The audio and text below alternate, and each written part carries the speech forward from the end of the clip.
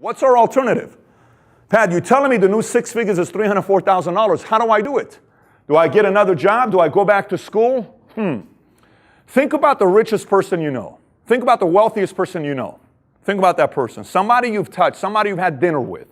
Think about the wealthiest person you know.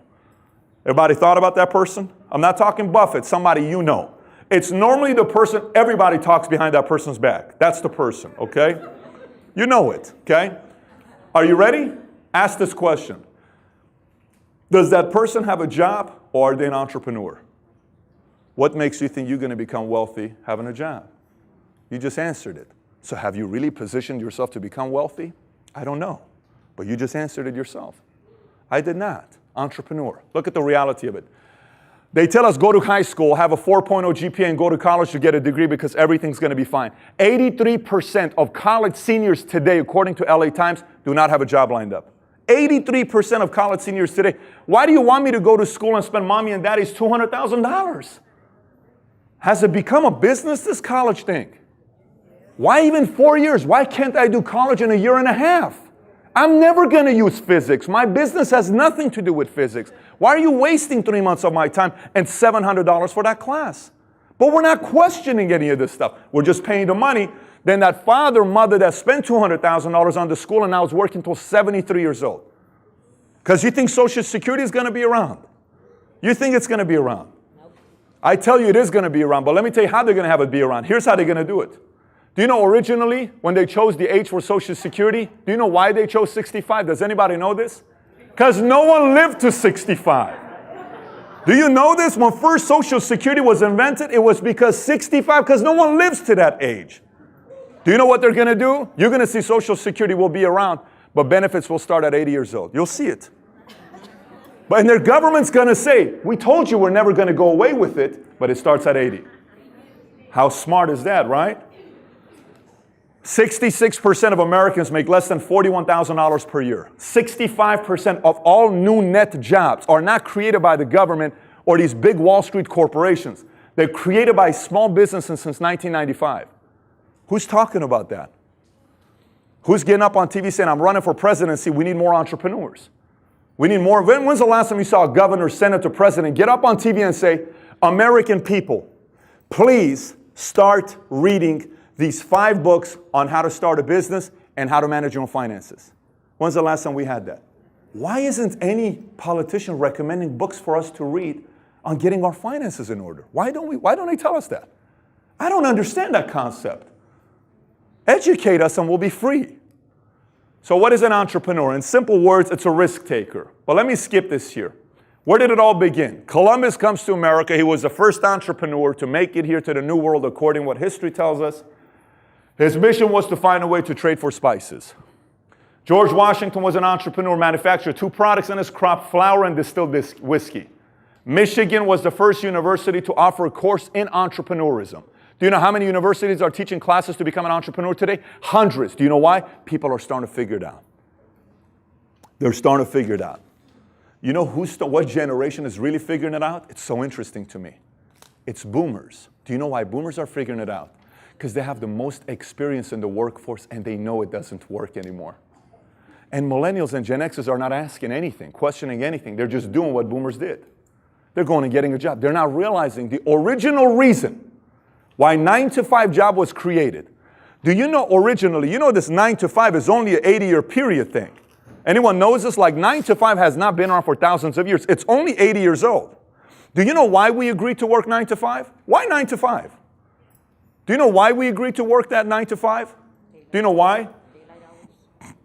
Daylight hours. Daylight hours. And do you know who invented 9-to-5? What was the company that invented 9-to-5? You should know it. You know it. Ford Motor Company. At that time, Ford was a godfather of companies in Detroit. Whatever they did, everybody else did. So here's how it was.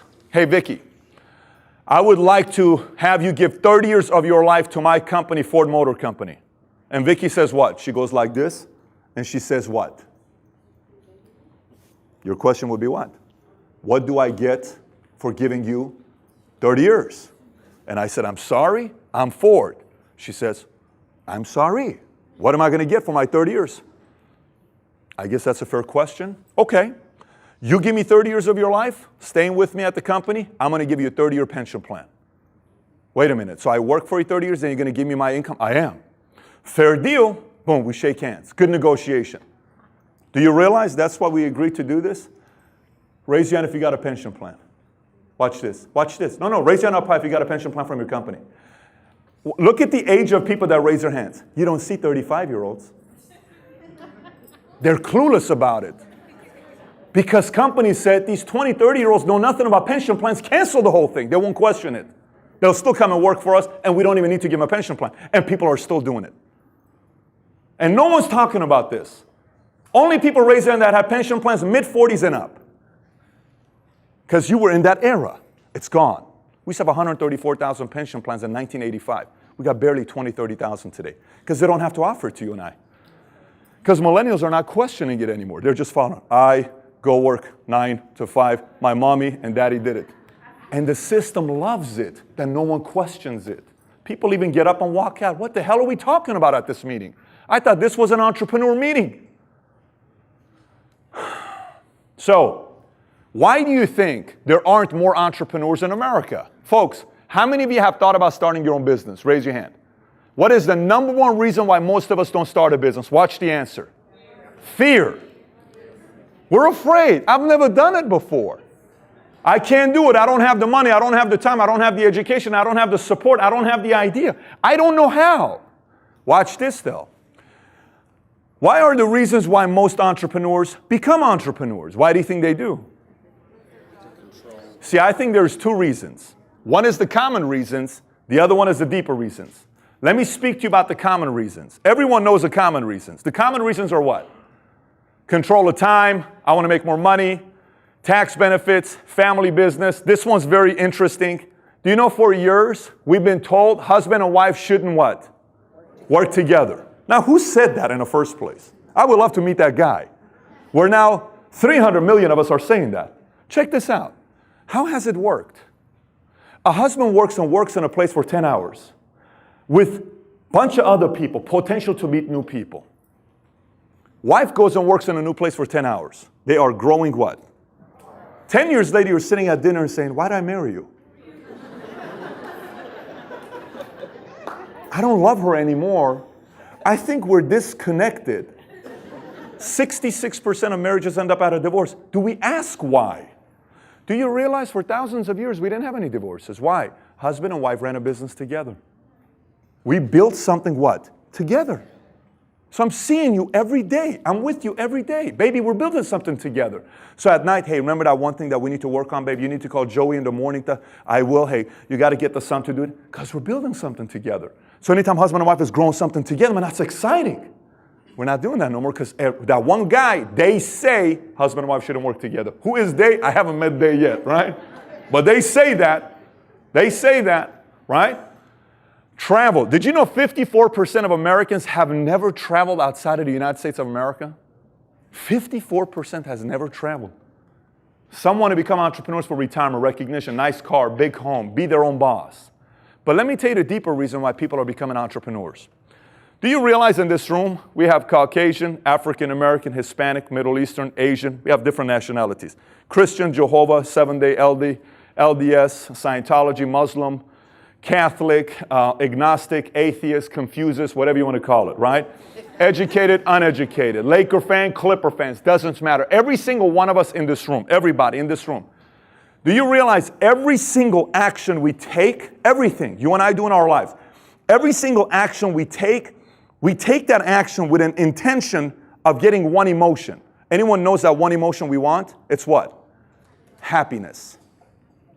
2007, when the market crashed, everybody lost their money. In 2008, you know what was the most common word used in books that were published in 2008? Happy. Because everybody wanted to find out, how in the heck do I become what? Happy. Do you know why all these beer companies do so well? Because they do commercial with, when you're drinking, you're with single girls, and it's just so, I'm going to drink, Coors Light because I'm happy when I drink Coors Light for 30 minutes. Do you know why the drug business does so well? Ooh, when you smoke, you're so happy. You drop this pill, you drink water, you get a massage. Ooh, it's great. You snort this thing, you feel like you're Superman for about 5 minutes. Everything's like happy, happy, happy.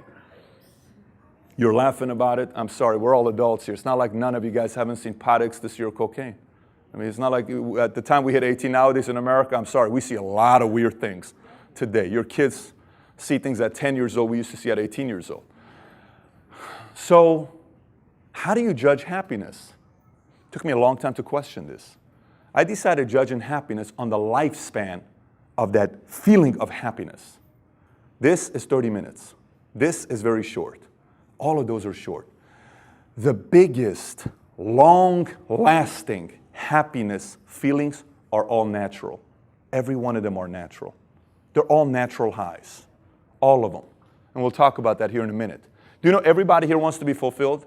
Do you know everybody here wants to live a meaningful life? We may disagree on a lot of things. There isn't a single soul here who doesn't want to live a meaningful life. Any parents in the room, raise your hand if you got kids. Hey, what do you and I want our kids to say about us when we die? Honestly. That they like us? You know they're going to say stuff about us when we're dead that they never said when we're alive. Yes? Look, some of us don't have living parents and we wish we had 5 minutes with them to tell them some stuff we didn't say. None of us are perfect. But you know what's going to happen? We'll be in heaven. And we're going to go and say, hey God, I cleaned that cloud. Am I cool to check out my kids real quick? You cleaned the good. I cleaned the. I'm telling you, the cloud is clean. Okay, go ahead. We're good? Okay, good. Because you know, I got good technology up there, right? So I'm going to come, I'm going to say,